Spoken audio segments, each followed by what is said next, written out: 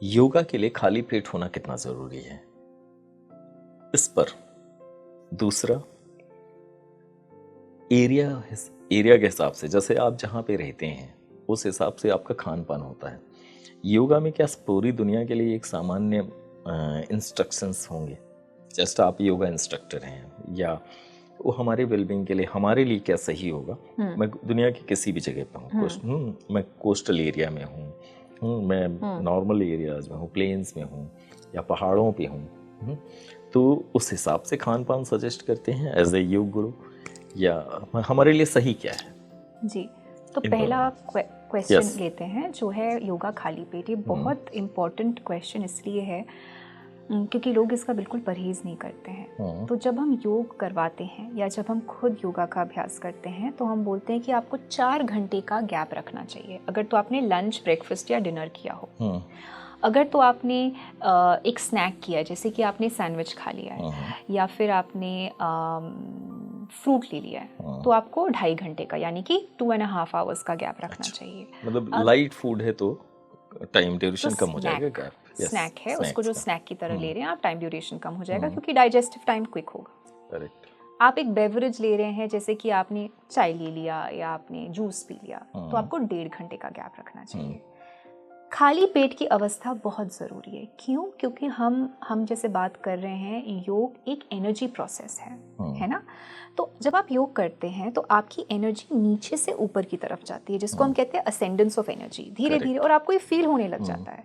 कुछ आप हफ्ते सिंसियरली प्रैक्टिस करें, आपको फील होने लग जाएगा कि मेरी एनर्जीज ऊपर की तरफ जा रही है। अब जब आपके पेट में खाना हो या और कुछ भी हो, हिंदी में इसके लिए एनर्जी का नीचे से ऊपर जाना, उसके लिए बहुत एक प्यारा सा वर्ड है, ऊर्ध्वगमन। अच्छा, ऊर्जा का नीचे से ऊपर की तरफ जाना। अच्छा, बढ़िया। काश मेरी हिंदी आप जैसे होती। हाँ, तो वो ऊपर की तरफ जाती है। तो जब आपके पेट में कुछ हो, मैं तो खाना तो एक चीज़ है, हम तो कहते हैं आपके बाउल्स भी एम्प्टी होने चाहिए। अच्छा, वो ऊपर तो जा ही नहीं पाएगा ना, वो तो ब्लॉक हो जाएगा।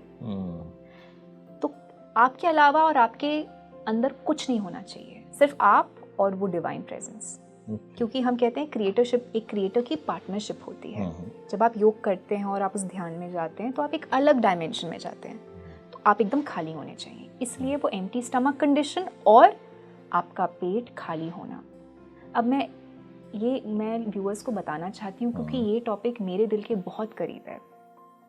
लोग इस चीज़ को आज के टाइम पे बिल्कुल ख्याल नहीं रखते हैं, पेट साफ होना। यस।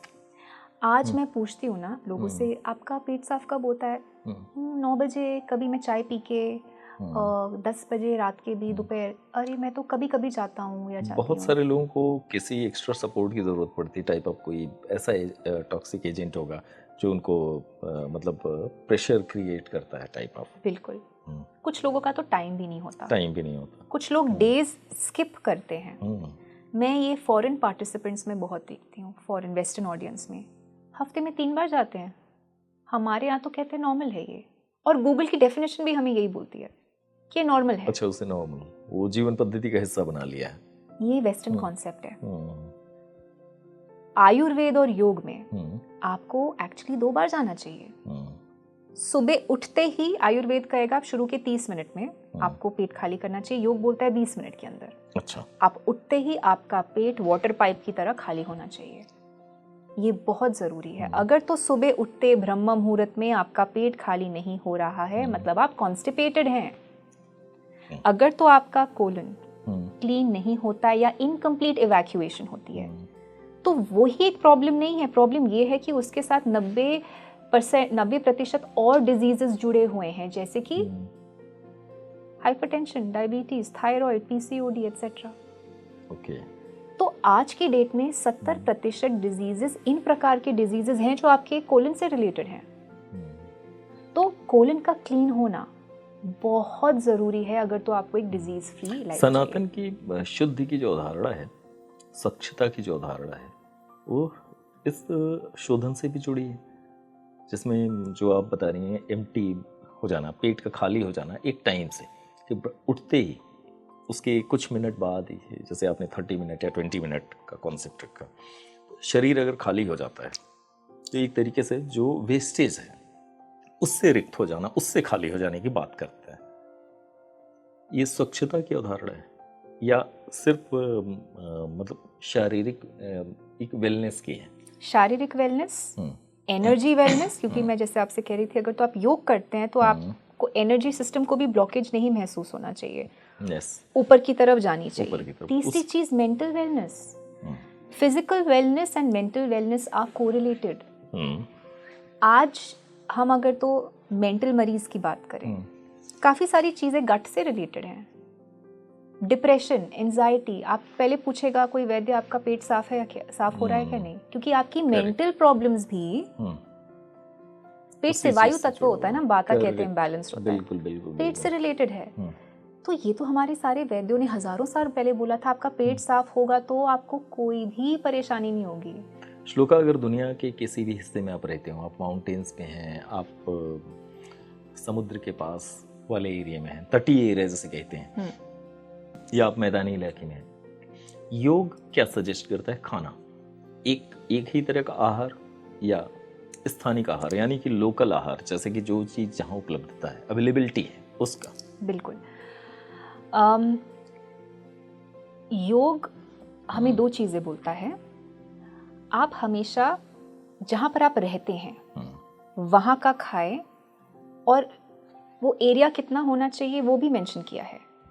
तो हम कहते हैं योग में ऐसी प्रिस्क्रिप्शन है कि अगर तो एक दिन में आदमी एक डिस्टेंस चल पाता है, अगर तो लेट्स से मैं 30 किलोमीटर्स या 50 किलोमीटर्स चल पाती हूँ एक दिन में, तो उसका रेडियस की एरिया से मैं अपना खाना ले सकती हूँ। That's interesting, very interesting मैं इंग्लिश में concept. इसको बताती हूँ, मैं ज़्यादा बेटर बोल पाऊंगी। The distance a man can cover in a single day is the radius of area from which the person can procure their food. क्या बात है, बिल्कुल डिफरेंट कॉन्सेप्ट मुझे आज पता चला खाने के बारे में, कि हमें आहार में क्या होना चाहिए। हमारी एक दिन में जितनी दूरी हम तय कर सकते हैं, उस पर्टिकुलर एरिया में क्या चीज़ सुलभ है वो हमारे आहार का हिस्सा हो सकता है। Locally, correct. और इसका क्यों ऐसा होता होगा आप बता सकते हैं? बताएं आप। धरती। ओके। आप धरती से जुड़े हैं। आपके शरीर में 12% अर्थ एलिमेंट है। हम पंच धातु पंच महाभूत का कॉन्सेप्ट। आपके शरीर में जो धरती है और मदर अर्थ कनेक्टेड है। अभी आप और मैं बात कर रहे हैं, हमारी बॉडी का इंटरैक्शन मदर अर्थ से हो रहा है, लेकिन आपको और मुझे वो सेंसिटिविटी नहीं है, तो वो इंटरैक्शन उतने एरिया तक ही लागू रहेगा। उसके बाद मैं न्यूजीलैंड का कीवी खाती हूँ या मैं कहीं का ड्रैगन फ्रूट खाती हूँ, जो आजकल एक्सोटिक फ्रूट्स काफी दिखे जा रहे हैं इंडिया में, स्टेटस सिंबल हो गया है, वो तो मुझे कोई लाभ ही नहीं देना उसमें क्या न्यूट्रिशन वैल्यू होगी मेरे लिए। न्यूजीलैंड वाले के लिए फैंटास्टिक। तो इसलिए सीजनल ईटिंग, लोकल ईटिंग का उतना महत्व है।